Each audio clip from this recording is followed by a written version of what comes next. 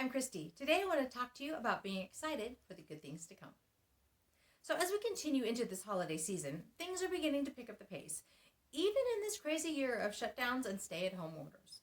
It's kind of weird to have both extremes occurring at the same time, but it just goes to show you that time does indeed march on. This past week, out of the clear blue, AJ mentioned a friend from school. Now, I haven't seen her in a long time. No, you haven't seen her in a long time, AJ. Then he went on to talk about writing a letter to Santa and asking for a John Deere tractor key. He asked if he had to write it by hand or if he could do it on the computer. Now, at first, I was surprised by the conversation and I couldn't quite follow his logic. Then the connection became crystal clear. He went to this friend's Christmas party last year. During the party, they wrote letters to Santa, and then Santa showed up at the party. Ding, ding, ding. Now I get where he's going with all of this. Not a dummy. And he's talked about writing a letter to Santa and asking for a John Deere tractor key, specifically a tractor key, several times since then. Sheesh, one-track mind. Of course, that's nothing new either. But at least I know what he wants for Christmas. Now to figure out how to make that happen. So I put in the post, does anybody know how to find one? And I have a friend who hooked me up with a connection, so I'm really thankful for that. Now, on the one hand, it's really cool to see him getting time enough to understand that Christmas is coming and understanding all that that entails. I think this is the first year that he's actually instigated talk about what he wants for Christmas, even if it is by talking about writing a letter to Santa. It's definitely the first year in a while that we've had any clue about what to get him for Christmas. Now, on the other hand, trying to manage his expectations and help him to have an idea of what Christmas is likely to be like this year, well, that's still a challenge. While I'm fortunate that he's fairly easygoing and he adjusts to changes when we tell him ahead of time, there are still things that he focuses on almost to the point of obsession. And my routine kid always wants to know what to expect and when it's going to happen. So trying to make plans to give him the information that he craves when I haven't made those plans myself, well, that gets kind of tricky. Fortunately, most of the time his easygoing personality wins out over his desire or need to know what to expect.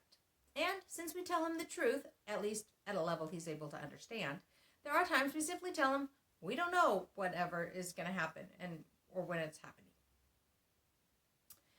Alternatively, sometimes we'll ask him what or when he wants to do whatever it is he's asking about. Now, this lets us off the hook because his typical response is, not sure, and then he drops the subject. Phew, got away with that one. So, how do I balance his growing anticipation and excitement for Christmas and all that he thinks will happen with a dose of reality so that his expectations can also be met come Christmas morning? Well, that's a great question, and it's definitely a balancing act. For me, one of the biggest pieces is to always tell AJ the truth. Yes, sometimes that truth is given to him at the level he functions at, so it may not be the full truth.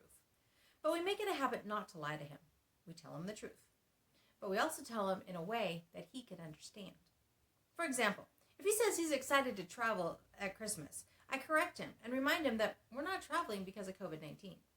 Now, of course, he usually responds with, "We just hate COVID, huh, Mom?" And I have to kind of chuckle and agree with him. But I also tried to put a positive spin on things. So I'll point out that since we're not traveling for Christmas, it means that we get to stay home and have some extra family time.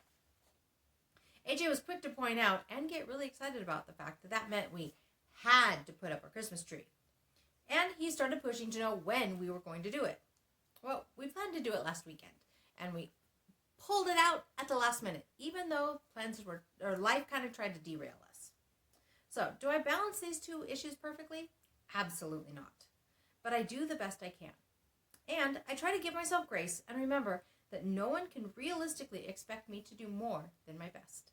Sometimes it works, other times, not so much. So, how does my humorous example here help you in your daily life? Well, for one thing, it provides some humor, something that we can all use more of, especially this year. For another thing, it helps you to realize that you're not alone. I suspect you're laughing along with me about this whole situation, while at the same time seeing your version of it play out in your family. Sometimes just knowing that you're not the only one going through something makes it a bit more bearable, and sometimes makes it a little easier to laugh at as well. Thirdly, it may provide a new solution or a twist on a solution for you to try in your family. Sometimes we need an outside perspective to see how to handle a situation that seems to always get the best of us. Maybe something I've said here can be that new perspective for you. Finally, it may be the reminder that you need to give yourself grace and to remember that you're doing the best you can. This year has been rough on everyone. The holidays always seem to bring more stress, so give yourself grace. And don't forget to take care of yourself so that you can continue to take care of your family as well. So my question for you this week is this: how are you balancing the anticipation and expectations for the holiday season this year? Do you have any hacks or tricks that you have found that work well for you? I'd love to hear about it. You can leave me a comment below, or you can leave me a comment over on the blog. That's at www.havenofhopeforme.com. This originally posted in December of 2020. Maybe you'll give me an idea that I can try with my family. I'm balancing everything the best I can so that I can continue to say that life is good and there is never a dull moment.